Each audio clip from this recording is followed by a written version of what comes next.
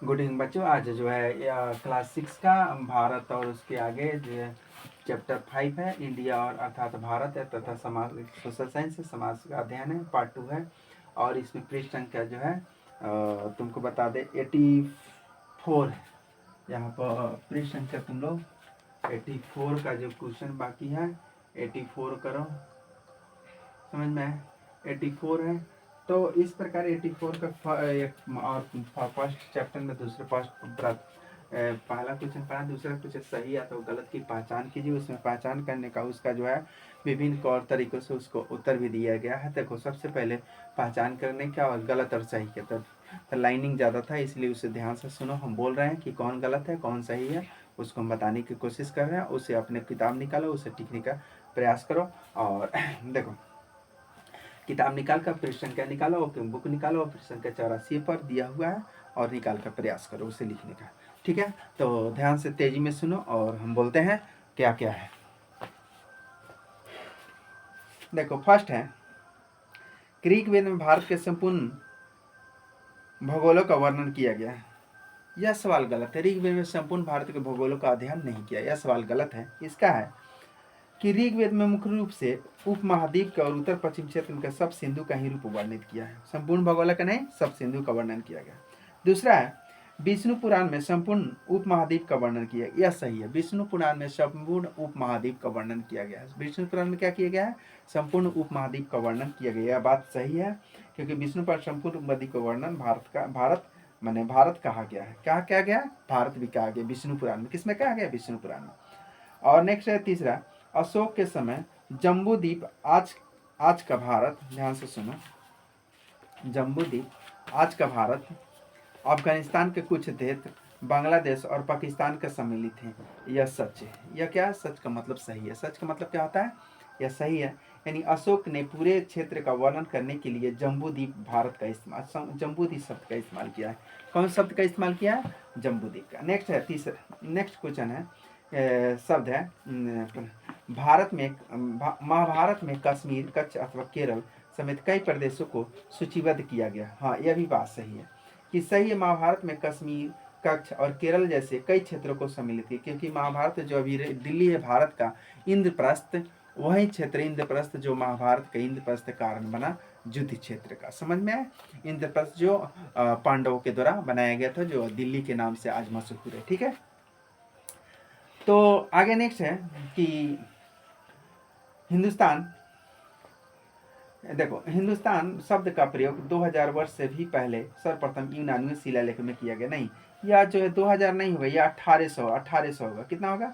1800 वर्ष पहले। गलत है, क्योंकि इसमें 1800 होता तो सही होता। 1800। हिंदुस्तान शब्द पहली बार भारत में लगभग 18 साल पहले एक फारसी शिलालेख में, किस शिलालेख में? फारसी शिलालेख में किया गया है। नेक्स्ट है कि प्राचीन फारसी में हिंदू शब्द का उपयोग हिंदू धर्म के लिए किया गया। यह गलत है। प्राचीन जो है, प्राचीन, यह गलत है, क्योंकि प्राचीन फारसी में हिंदू एक भौगोलिक शब्द था जो सिंधु नदी के आसपास के क्षेत्रों को संदर्भित करता था। किस नदी के सिंधु नदी, किस नदी के संदर्भित करता था? सिंधु नदी के आसपास क्षेत्रों को हिंदू कहा गया। ठीक है, नेक्स्ट है कि देखो ध्यान से कि विदेशी यात्रियों द्वारा इंडिया को भारत नाम दिया गया। यह गलत है। विदेशी यात्रियों द्वारा भारत को इंडिया नाम नहीं दिया, क्योंकि भारत के प्राचीन निवासियों द्वारा दी गई। भारत किसके नाम दे रहा है? भारत भारतीय प्राचीन निवासियों को द्वारा दी गई। महाभारत में भी तुम लोग, महाभारत की जब शुरुआत करेगा, जब उसकी याद पड़ेगा, तो भारत के नाम कैसे पड़ा? उसके महाभारत के जो भारत नाम था, भारत कुल का, महाभारत पूरे जो भारत नाम से प्रसिद्ध था, वो उसी से ही संबंध था। चलो, नेक्स्ट प्रश्न है, यदि आप 2000 साल पहले पैदा होते तो आपको हमारे देश का नाम रखने का मौका मिलता, तो आप कौन सा नाम चुनते, क्यों? और अपनी कल्पना कीजिए। देखो, सबसे पहले कि 2000 ईस्वी का है, तो 2000 ईस्वी जो आज मान लीजिए कि 2025 चल रहा है, तो इसका मतलब ईसा शताब्दी ईस्वी के पूर्व कह रहा है, तो ईस्वी के पूर्व में क्या नाम रखते? तो हम मान लीजिए कि उस समय जो है प्राचीन इतिहास चलता था। प्राचीन इतिहास में जो है सरस्वती नदी के विख्यात था, उसमें सरस्वती नदी को ही सबसे जो है यानी कि प्रसिद्ध नदी के रूप में और प्रसिद्ध पवित्र नदी के नाम से जाना जाता है, इसलिए सरस्वती नाम के इंडिया को रखा। सरस्वती देश से नाम भी रख सकते थे, और भी कुछ अगर तुम रखना चाहे तो रख सकता है इसे अपने शब्दों में। देखो ध्यान से, इसमें कह रहा है यदि मैं 2000 साल पहले पैदा होता, देखो तो इसमें और भी कुछ नाम तुम पहले रख सकता है, क्योंकि कुछ समय पर सरस्वती नदी ही प्रसिद्ध था। देखो हम क्या क्या पहले इसमें और भी रख सकते हैं, कौन से बुक में दे रहा है, ध्यान से सुनो। यदि मैं 2000 साल पैदा होता तो ये मैं सरस्वती के नदी के समान से देश में नाम सरस्वती देश रखता था, जिसका उल्लेख अक्सर प्राचीन ग्रंथों में एक पवित्र तथा महत्वपूर्ण नदी के रूप में किया जाता है। यह भारत जीवन तथा संस्कृति को बनाए रखने में नदियों को महत्व दर्शाता है। ठीक है, तो नदियों को ही महत्व दर्शाता है। नेक्स्ट है, लास्ट क्वेश्चन है कि प्राचीन काल में, देखो प्राचीन काल में लोग दुनिया के विभिन्न भागों में भारत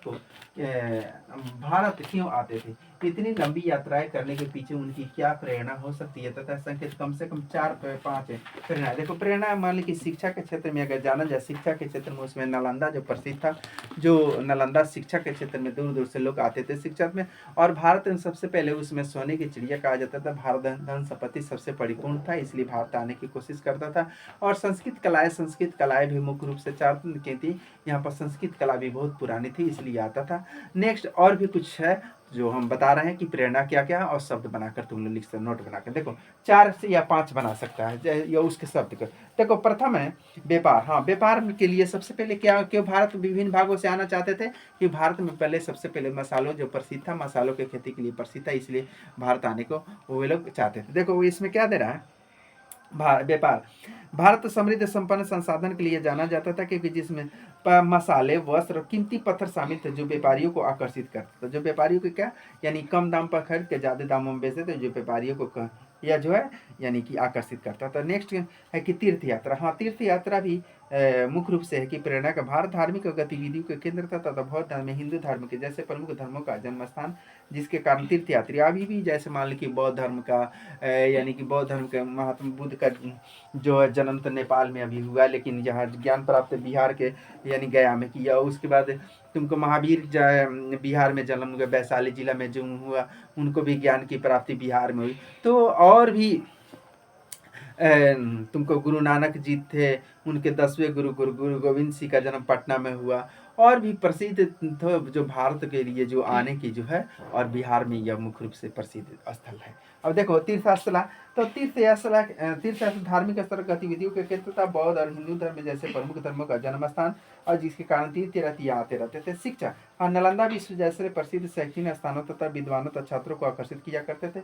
और विजय और अन्वेषण, देखो विजय और अन्वेषण में क्या आता है, आक्रमणकारी अन्वेषण में उद्देश्य था कि नए क्षेत्रों में विजय प्राप्त करना, विभिन्न संस्कृतियों के बारे में जानना, विभिन्न संस्कृतियों के बारे में। उस समय मान लीजिए कि जब हम पढ़ते हैं तो एक मंदिरों को लूटने के ज़्यादा जो विदेशी आते थे, क्योंकि मंदिरों में धन संपत्ति ज़्यादा था, इसलिए वो लोग भी ज़्यादा आकर्षित होते थे।